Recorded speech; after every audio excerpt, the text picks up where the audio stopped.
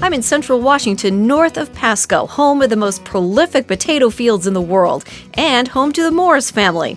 Today I'm talking with Grant Morris and learning about a specialty variety of potato he's growing. This is a Bintje field, so it's a specialty. We're growing them as specialties. They're baby bakers, we call them, where a typical French fried potato might be, that big, and they're cutting it up, making French fries. These, we actually stop the growth of the plant at a certain point here pretty soon. And we're looking for potatoes to be, an inch to inch and a half is about the diameter we're looking for. These are for the process sector, so they will take these and roast them, cook them and season them, put them in a bag, freeze them, and then sell them retail. Bite into them, they just pop, and it's like eating a little ball of mashed potatoes. So good. Yeah, they're really good. Growing Bintje potatoes presents a challenge for farmers. All the equipment's different, the way you grow them, the way you harvest them. Everything. We've had to learn a lot of that. So these are a lot harder to walk through than a normal potato, as you can tell. Yeah, because they're skinnier, They're so tight, yeah. Yeah, you're right. So a clear little spot here. He does look pretty good. Way smaller than probably what you're used to looking at. I mean, that potato would fall through the chains on a conventional harvester. Normal diggers are made to take dirt out that's that size, where we're taking everything. We have to have very clean fields. As far as the harvester knows, if there's a rock that size, it thinks it's a potato. So it puts it in the truck. So we have to kind of be a little selective about the fields we're in.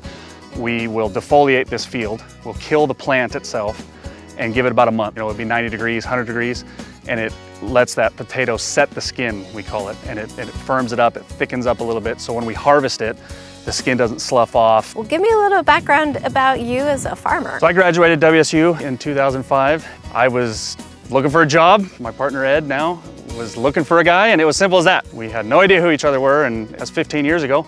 So today we're transitioning. He's moving out slowly and I'm moving in slowly, and I don't think we had really any hiccups at all, honestly. That's awesome. It went pretty smooth. We were both pretty lucky. So this is my partner Ed Schneider. We're out here. We want to show you guys what we do right now to determine when we're going to dig and where we're going to sample. So we will use aerial imagery actually to look in the field to find uniform areas, but it's really just an area. Once we get out in the field, we have a pretty scientific way of doing this. Ed's going to demonstrate right now. So this is how we do it.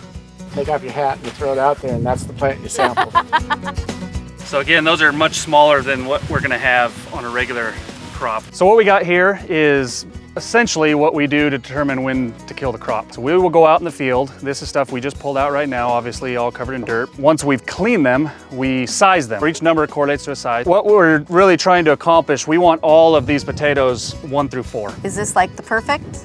Yeah, if we could have them all on 4s, that'd be great. As they get bigger, they grow a little faster during this stage. What would you like people to know about being a potato farmer?